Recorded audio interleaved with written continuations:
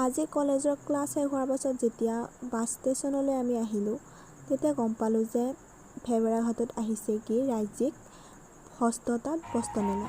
বান্ধৱীজনী আৰু মই তাতে এপাক সোমাওঁ বুলি আহিলোঁ। ইয়াত বহুত অন্তৰৰ পৰা বেলেগ বেলেগ ৰাজ্যৰ কাপোৰ কানি বাঁহ বেতৰ সামগ্ৰী আনিছে। তাকে আপোনালোকক দেখালোঁ। আপোনালোকে চাওকচোন বাৰু, ভাল লাগিছেনে? এয়া চাওকচোন বাৰু, বাঁহ বেতৰ সামগ্ৰীবোৰ ইমান ধুনীয়াকৈ সজাই থৈছে, চায়ে ভাল লাগিছে বাৰু। একেবাৰে আনিব মন গৈছিলে, কিন্তু আৰ্থিকভাৱে দুৰ্বলটো, আনিব নোৱাৰোঁ আৰু সেইকাৰণে। এনেকৈ ভিডিঅ' কৰি কৰি মই যেতিয়া গৈ আছোঁ, তেনেতে এজন বয়সীয়াল বৰ্তা দুজনে ক'লে কি, মাকো একপি ফটো উঠাই দিয়াচোন, এনেকৈ ভিডিঅ' কৰি গৈছা।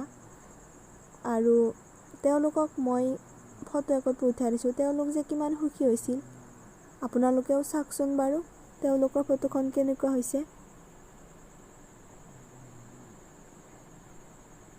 কপিয়ে আছিল সেই কপি ফটো, ইমান যে সুখী হৈছিল তেওঁলোক, ভাল লাগিছেনে বাৰু? তেনেতে আহিলোঁ মই বেগৰ দোকানত। বেগবোৰ চাইও ভাল লাগিছিল, কিন্তু মই ভিতৰত সোমাই নগ'লোঁ। পিছে ইয়াত ল'ৰা মানুহ আৰু তিৰোতা মানুহৰ কাপোৰহে দেখিলোঁ, ছোৱালী মানুহৰ নেদেখিলোঁ। তেনেতে আমি বাছ ষ্টেচনলৈ আহিলোঁ, আমাৰ যাবৰ হ'ল, গতিকে আমি যাওঁ। বাই বাই, অন্য এটা ভিডিঅ'ত লগ পোৱাৰ আশাৰে। Love you all.